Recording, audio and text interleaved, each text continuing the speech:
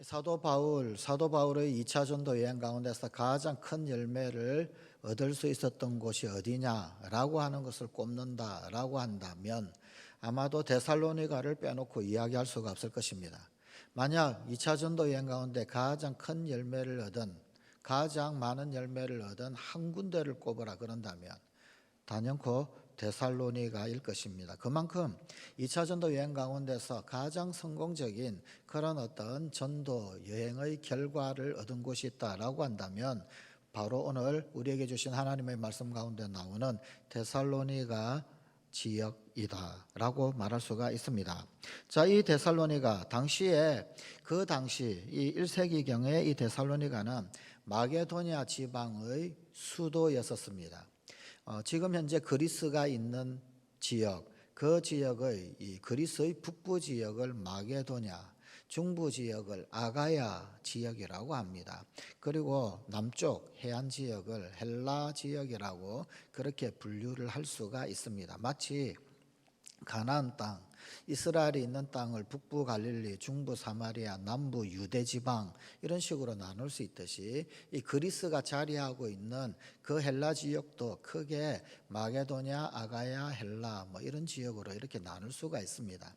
그런데 데살로니가는 그렇게 나눴을 때 가장 북부에 있는 마게도냐 지역, 그 마게도냐 지방의 수도가 바로 이 데살로니가라고 하는 곳입니다. 그 당시에 인구가 대략 20만 이상이 되었다라고 그렇게 추측이 되고 있습니다. 당시 인구 20만이다라고 한다면 상당히 큰 도시입니다. 오늘날도 이 도시는 이 데살로니키라고 하는 이름으로 여전히 있습니다. 데살로니키 거의 뭐 지명이 변하지 않았죠, 그죠? 예, 동일한 지명으로 여전히 그리스에 존재하고 있는 그런 도시고, 또 그리스에서도 지금 현재 그리스 나라에서 수도가 아테네죠, 그죠? 제1의 도시가 아테네인데 아테네 다음 그리스의 두 번째 큰 도시가 바로 이 데살로니가라고 하는 도시입니다. 제2의 도시입니다. 사도 바울 일행, 2차 전도 여행 때 이 사도 바울 일행이다라고 한다면 바울, 그리고 또 빌립보 감옥에서 같이 찬송을 했던 실라, 그리고 또 사도행전에서 우리라고 소개하며 기록을 하고 있는 누가 또 이 디모데가 이 2차 전도 여행 때 루스드라에서 동참을 했을 것이다 라고 여겨집니다. 그래서 적어도 2차 전도 여행 때 바울, 실라, 디모데, 누가 등등은 그 2차 전도 여행의 일행이지 않았을까 그렇게 여겨지고 있는데, 그런데 이 바울 일행들, 이 사람들은 빌립보를 떠납니다. 빌립보에서 성공적인 그런 전도 사역을 복음 사역을 잘 감당을 하고 떠나는데, 당시에 아그나티아라고 하는 도로를 이용을 해서 전도 여행을 떠나게 됩니다. 이 아그나티아, 이 비아 에그나티아라고 그러는데 무슨 말이냐면은 사실은 로마의 유명한 군사 도로를 이용을 합니다. 이용을 한 것입니다.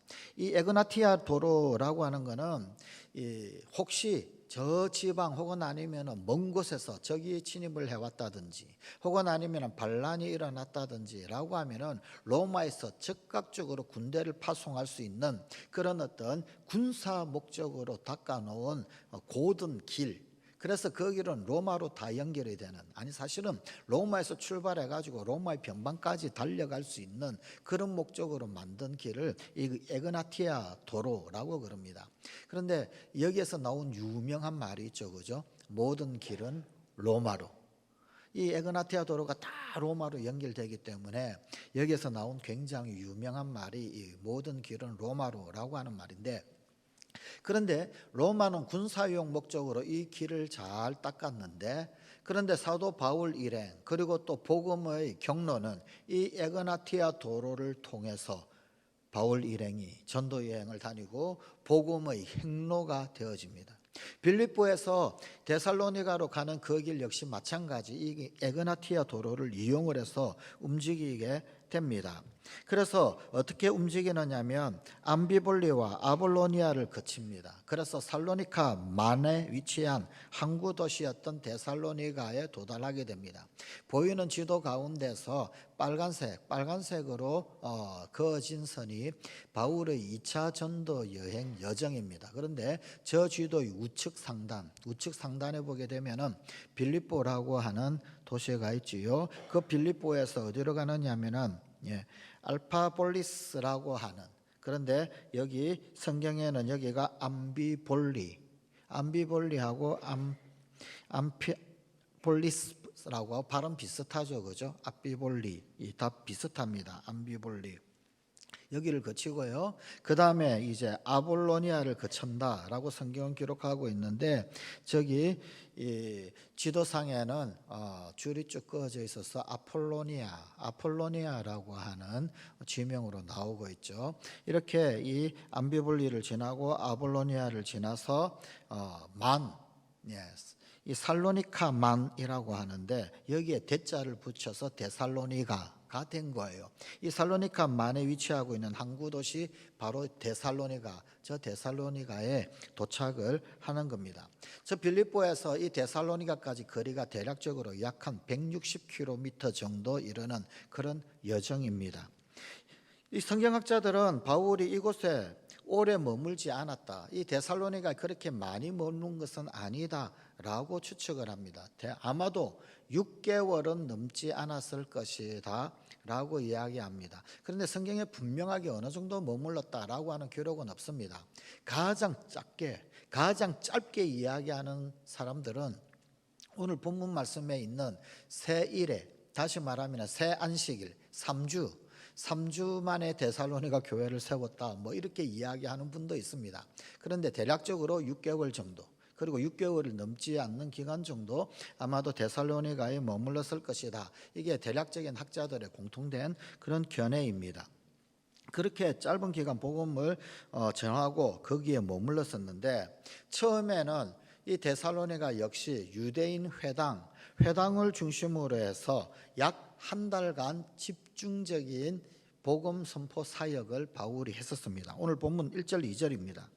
그들이 암비볼리와 아볼로니아로 다녀가 데살로니가에 이르니 거기 유대인의 회당이 있는지라.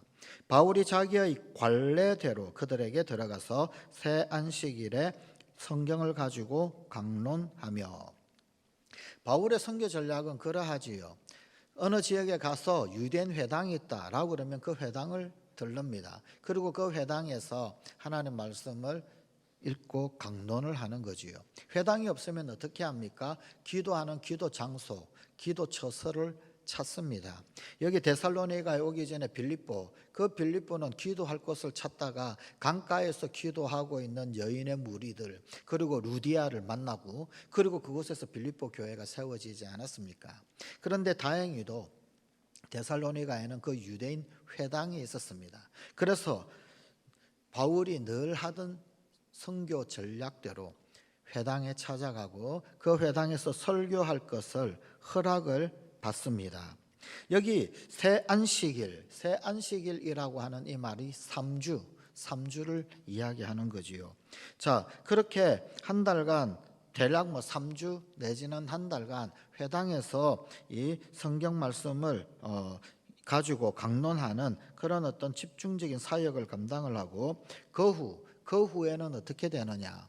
그 후에는 야손이라고 하는 사람의 집에서 소위 일종의 가정 모임, 구역 예배라고 해도 좋고요, 셀 모임이라고 해도 좋습니다. 좌우지간 가정 모임, 이 야손이라고 하는 사람의 가정 모임에서 복음을 전한 것으로 그렇게 보입니다. 본문 5절 6절입니다. 그러나 유대인들이 시기하여 저자의 어떤 불량한 사람들을 데리고 때를 지어 성을 소동하게 하여 야손의 집에 침입하여 그들을 백성에게 끌어내리고 찾았으나 발견하지 못하매 야손과 몇 형제들을 끌고 업장들에 가서 소리질러 이르되 천하를 어지럽게 하던 이 사람들이 여기도 이르매. 자, 야손의 집에 바울 일행을 찾으러 갔다는 거예요. 야손의 집에서 바울 일행들이 모였고, 그리고 여기에서 가정 모임을 하면서 복음을 여전히 전하는 그런 사역을 감당했다라고 하는 것을 엿볼 수가 있습니다. 자, 그러나 이런 어떤 유대인들이 바울 일행들을 핍박하려고 하는 시도가 있었음에도 불구하고 전도의 결과는 매우 괄목할 만한 것이었습니다. 이 데살로니가 교회가 얼마나 바람직한 그런 어떤 또 흐뭇한 그런 교회가 되었는지 데살로니가전서 1장에 보게 되면 이 데살로니가 교회 교인들의 믿음의 소문이 날 정도, 그 정도로 아주 성공적이고 괄목할 만한 복음 전파요 교회의 세움이 되어졌더라는 겁니다. 데살로니가전서 1장 9절에 의하게 되면 그 지역 사람들 그들이 우상을 버렸어요. 우상을 버리고 그리고는 살아계신 하나님에게로 돌아왔습니다. 더군다나 유대인이면서도 우상을 숭배하는 그들. 그런데 그들이 우상을 버리고 하나님께로 돌아오는 놀라운 역사가 이 데살로니가에서 있었다. 데살로니가 1장 9절은 그렇게 소개를 해주고 있습니다. 또 같은 데살로니가 1장인데 1장 7절에 의하게 되면은 그들의 믿음이 이 마게도냐 지역 인근의 교회의 본이 되었다. 마게도냐 지역 그 전체의 모범이 되는, 본이 되는 그런 교회가 되었다. 그게 이 데살로니가 교회다. 그렇게 소개를 하고 있습니다. 그래서 데살로니가전서 1장 8절은 이렇게 칭찬하고 있습니다. 주의 말씀이 너희에게로부터 마게도냐와 아가야에 들릴 뿐 아니라 하나님을 향하는 너희 믿음의 소문이 각처에 퍼졌으므로 우리는 아무 말도 할 것이 없노라. 하나님을 향하는 너희의 믿음의 소문이 각처에 퍼졌다. 너희에게 뭐라 할 말이 없을 정도로 그렇게 소문이 퍼졌다. 지금 그런 칭찬을 하고 있는 것입니다. 과연 이 사도 바울 일행이 그들을 어떻게 전도한 것일까요? 도대체 이 데살로니가에서 어떤 사역이 있었기에 이 데살로니가의 복음 전파, 복음 전도, 데살로니가 교회의 창립은 이렇게도 성공적인 것이 되었을까요? 그때 바울 전도팀의 역동적 영향을 암시하는 말씀이 오늘 본문 6절에서도 발견을 할 수가 있습니다. 오늘 본문 6절에 보게 되면 천하를 어지럽게 하는 사람들이 여기도 이르매, 이 바울 일행 이들을 천하를 어지럽게 하는 사람들이라고 그렇게 지칭이 되어 있습니다. 물론 이 표현은 바울을 반대하는 대적자들이 부정적인 의미로 붙인 이름입니다. 천하를 어지럽게 하는 몹쓸 사람들이다, 그런 의미로 사용을 한 그런 말입니다. 그런데 이 표현을 영어 성경 킹 제임스 버전은 이렇게 아주 흥미롭게 번역을 하고 있습니다. These that have turned the world upside down. 세상을 위로 훌쩍 들었다가 아래로 깔아앉게 만들었다가 뒤집어 엎었다, 그런 이야기예요. 그랬던 사람들, 그들이 지금 여기 왔다, 그런 표현이에요. 세상을 발칵 뒤집어 놓은 사람들, 그런 의미입니다. 도대체 어떤 강력한 영향력이 있었기에, 도대체 어떻게 전도했기에 이런 결과를 가져왔을까요?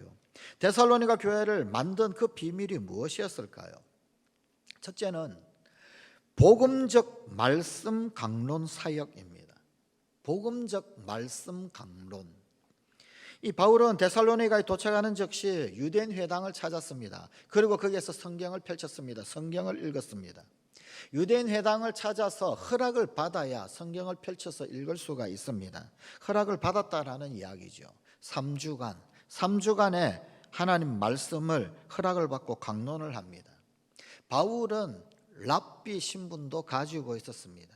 랍비 신분을 가진 자는 유대인 회당에 가서 성경을 펼쳐서 읽고 그 성경을 강론할 수 있습니다. 다시 말하면 바울이 랍비였기 때문에 회당에서 설교를 할 수 있는 자격을 가지고 있었다, 그런 이야기입니다. 오늘 본문 2절 3절입니다. 바울이 자기의 관례대로 그들에게로 들어가서 새 안식일에 성경을 가지고 강론하며 뜻을 풀어 그리스도가 해를 받고 죽은 자 가운데서 다시 살아나야 할 것을 증언하고 이르되 내가 너희에게 전하는 이 예수가 곧 그리스도라 하니. 바울은 성경을 읽었습니다. 그리고 그 성경을 읽어놓고 그 다음에 자기가 하고 싶은 말을 하고 했던 것이 아니었다라는 것입니다. 사실 성경 본문 읽어놓고 그 다음에 그 어떤 주제에 대하여서 막 이야기하는 그런 설교 형식이 있기도 하죠. 뭐 좀 좋게 말하면은요, 주제 설교라 그러고요.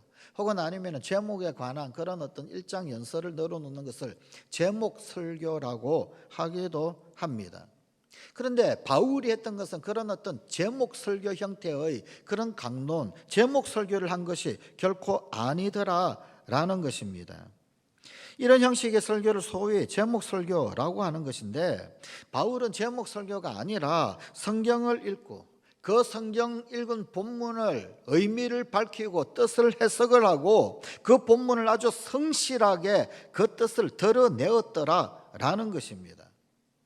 그러나 단순히 성경 해석에 그친 것이 아닙니다.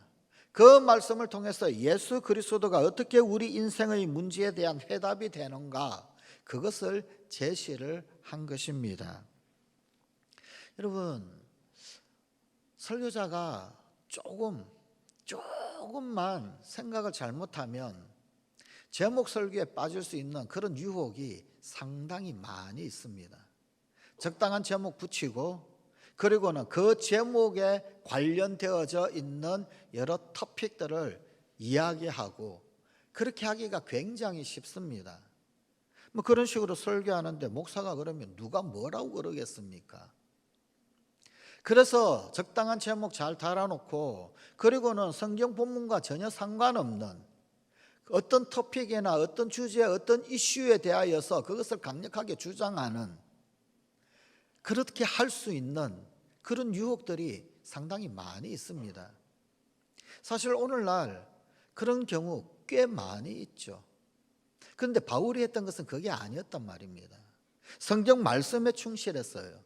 이 말씀이 도대체 무엇을 말하고 있는가, 이 말씀이 무엇을 드러내고 있는가, 그 말씀을 읽고 그 말씀을 강론을 하고, 그 말씀 가운데 우리 주 예수 그리스도께서 우리 인생의 유일한 문제 해결자이시며 해답이시다 라고 하는 것을 드러내었다라는 겁니다.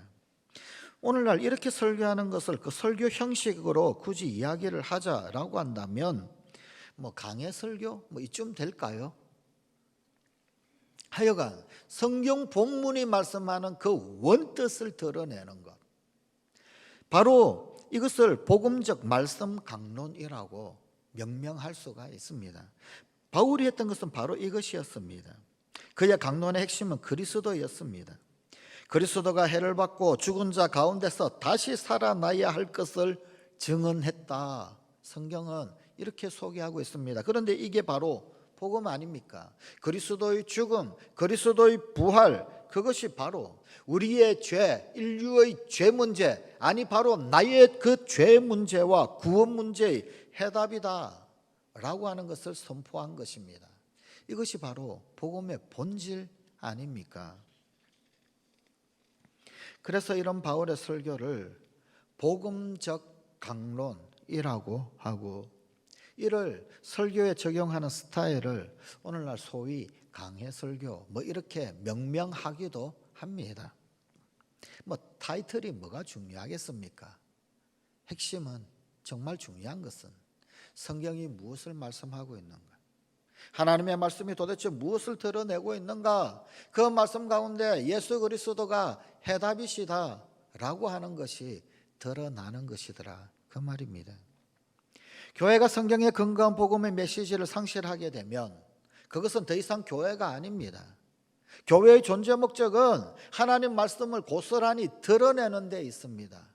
그런데 교회가 하나님의 그 말씀을, 복음의 그 메시지를 드러내지 못한다라고 한다면 그 교회의 기능은 역기능이 되고 맙니다.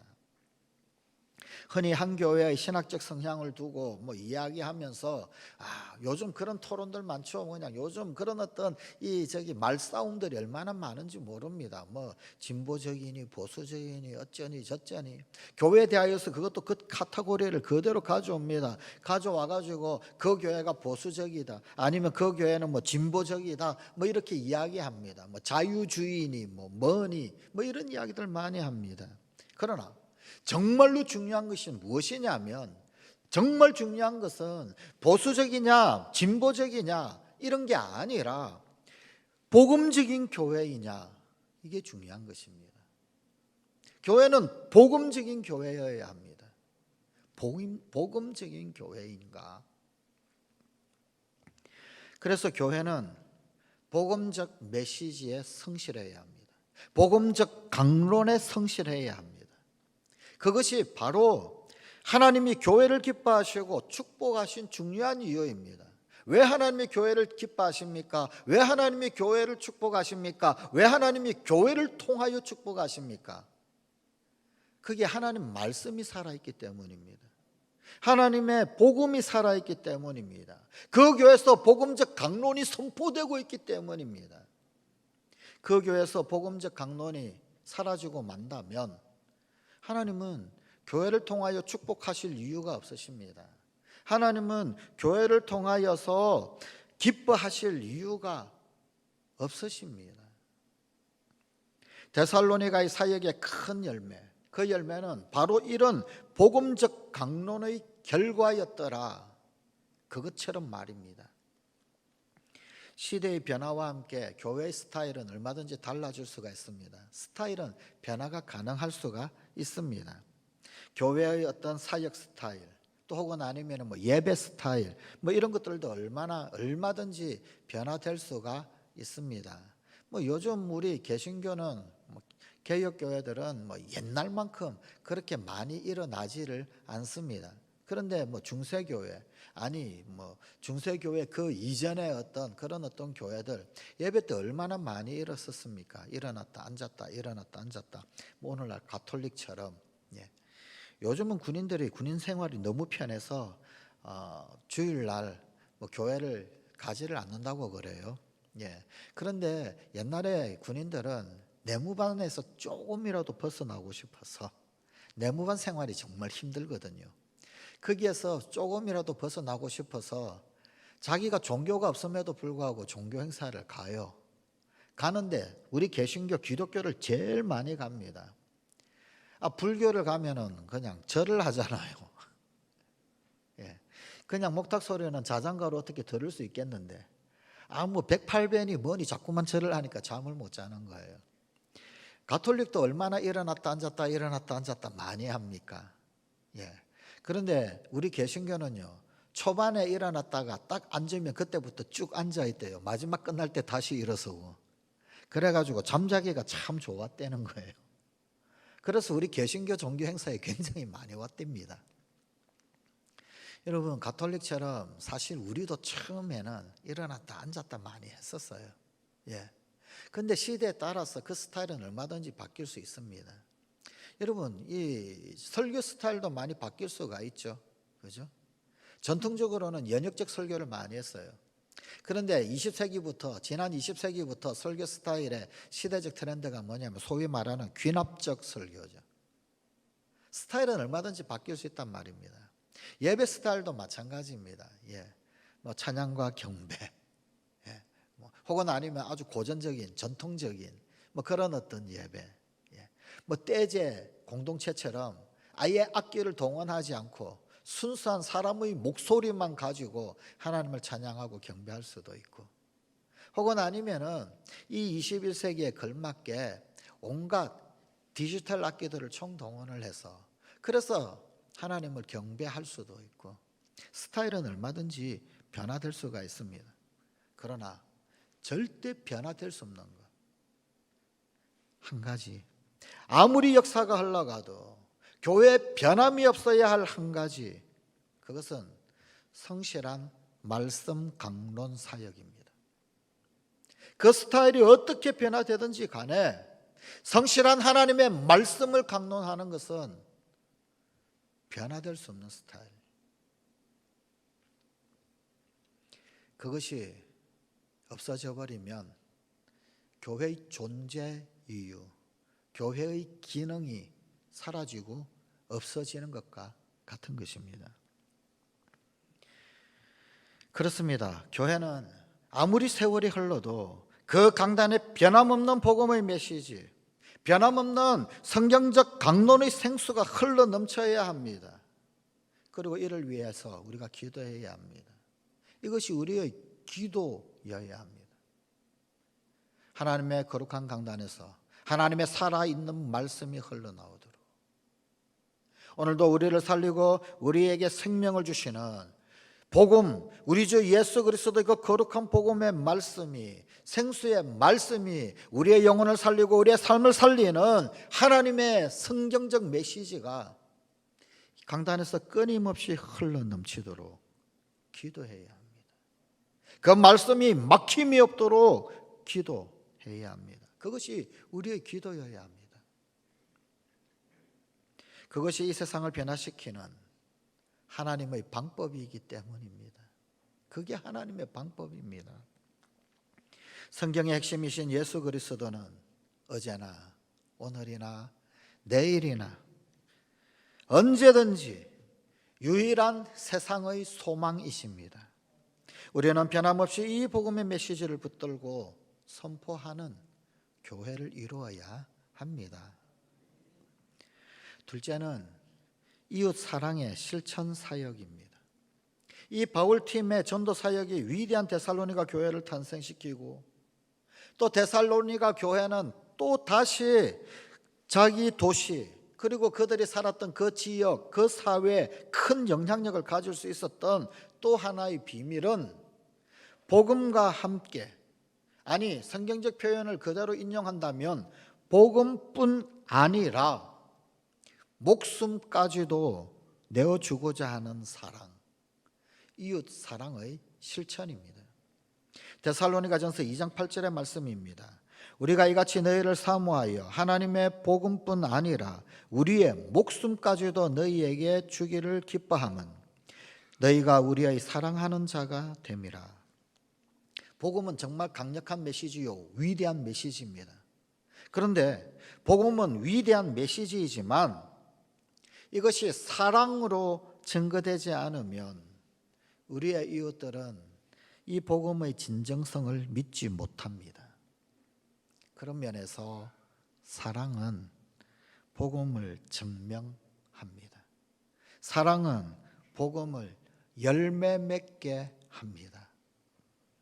그동안 우리 한국교회가 열심히 전도하면서도 어떤 전도의 열매를 맺지 못한 원인은 어쩌면 바로 이 이웃을 향한 우리의 사랑이 보이지 않았기 때문일런지도 모릅니다. 지금부터 10년쯤 된 것 같아요. 꼭 10년.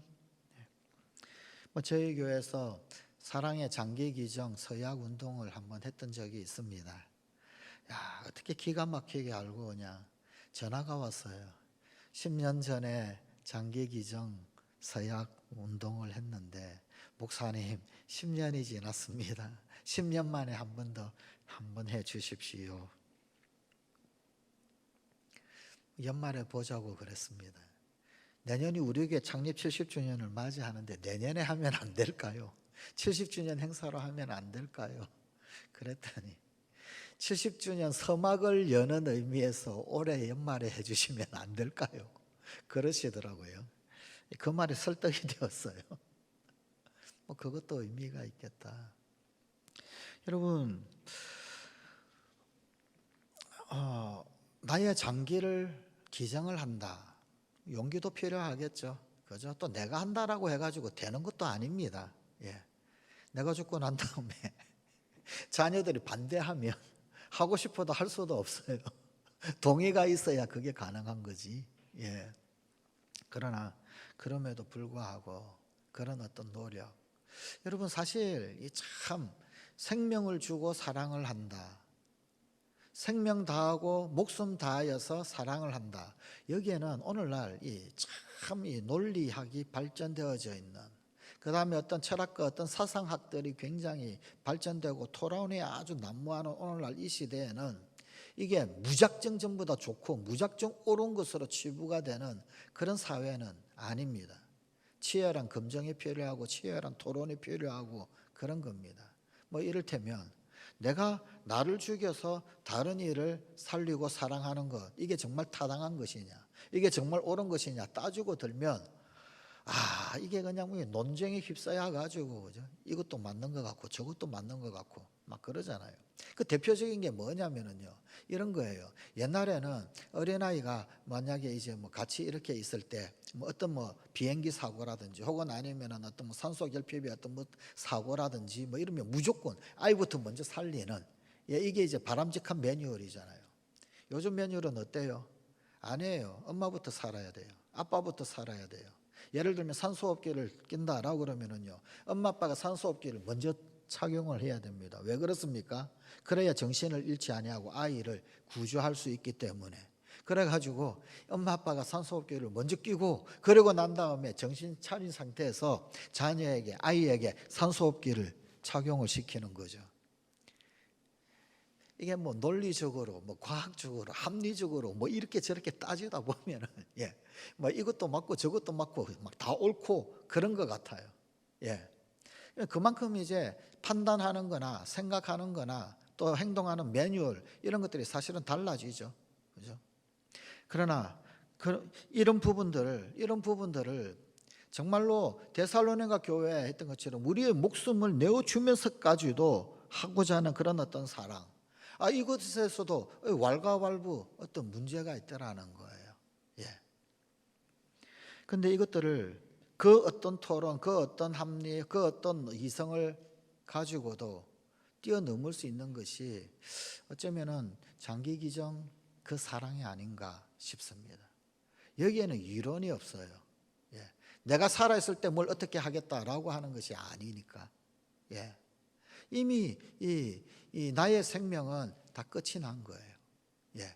그런데 사용할 수 있는 그걸 가지고 이 필요한 그 누군가가 이것 때문에 생명이 살아날 수 있게 된다면, 그 생명을 살리게 된다면, 그렇다라고 한다면 이것은 귀한 것이죠. 고귀한 것이죠. 이것에 대해서는 토론이 없는 것 같아요. 왈가왈부할 필요도 없고 그럴듯한 합리성이나 논리를 들어가지고 되니 안 되니 따질 수 있는 그 계기는 없는 거예요.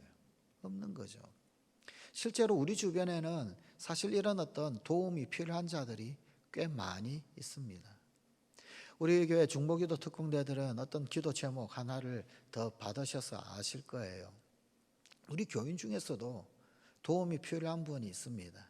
예. 원추각막. 원추각막은 우리 이 눈에 있는 각막, 이 눈에 있는 각막이 삼각형, 이 뿔처럼 이렇게 뼈 쪽 아래쪽에 튀어나오는 거예요. 그러면은요, 물체가 정확하게 안 보이죠. 굴절되어지고 혹은 2개, 3개로 갈라져 보이게 되고 뭐 이런 식으로 보이게 되는 거예요.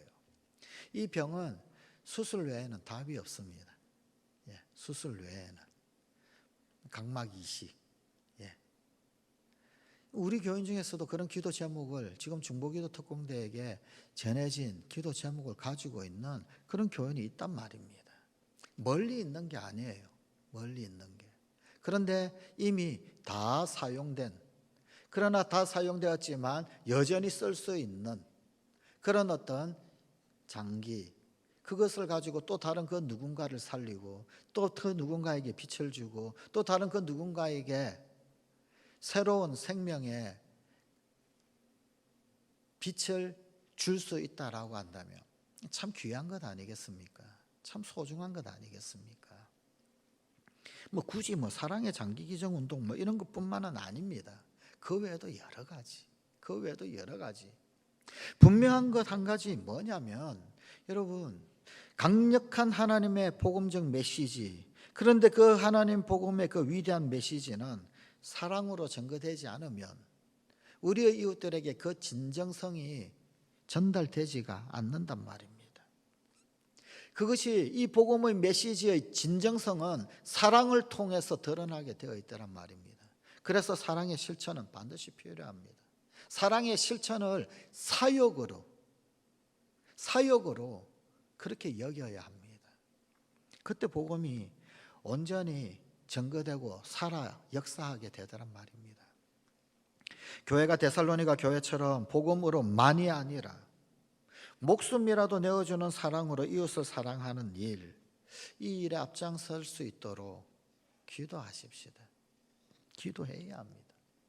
그래서 진실로 민족을 치유하고 세상을 변화시키는 일, 그 일에 교회가 써야 되잖아요. 수도 없이 수많은 상처 덩어리들 속에서 살아가는 이 나라의 백성, 이 민족 치유하고 고치고 세상을 변화시키는 그 일의 하나의 미랄로 기억되는 교회, 그 교회가 되기를 소망하십시다. 그게 교회가 이 땅 가운데 존재하는 이유 아니겠습니까? 교회가 성경에 근거한 복음의 메시지를 상실하면 그것은 더 이상 교회가 아닙니다. 그리스도의 죽으심과 부활은 인류의 죄 문제, 아니 나의 죄 문제와 구원 문제의 유일한 해답이 되십니다. 성경의 핵심이신 예수 그리스도는 어제나 오늘이나 내일도 언제나 변함없이 유일한 세상의 소망이 되십니다. 위대한 하나님의 메시지인 복음은 사랑으로 증거되지 않으면 그 진정성을 세상에 드러낼 수 없습니다. 사랑은 복음을 증명하고 복음을 열매 맺게 합니다. 이것이 데살로니가 교회에 심겨져 있었던 복음적 성공의 비밀이었습니다. 기도하십시다. 하나님, 오늘도 이 땅의 교회가, 아니 우리 춘천성광교회가 주의 거룩한 말씀에 근거한 복음의 메시지를 잘 간직하고 선포되는 교회가 되게 하여 주시옵소서. 예수 그리스도의 죽으심과 부활, 바로 인류의 죄 문제, 구원 문제의 유일한 해답이 됨을 끊임없이 선포되는 교회가 되게 하시옵소서. 예수 그리스도께서 어제나 오늘이나 언제나 이 변함없이 유일한 세상의 소망이 되심을 확인하는 우리 성광교회가 되게 하여 주시옵소서. 위대한 하나님의 메시지인 이 복음이 사랑으로 증거되지 않으면 그 진정성을 이 세상 가운데 드러낼 수 없음을 알고 복음을 증명하고 복음을 열매 맺게 하는 이웃 사랑의 실천 사역 또한 잘 감당할 줄 아는 우리 성광 가족들이 되게 하여 주시옵소서. 우리 주 예수님 이름으로 기도드리옵나이다. 아멘.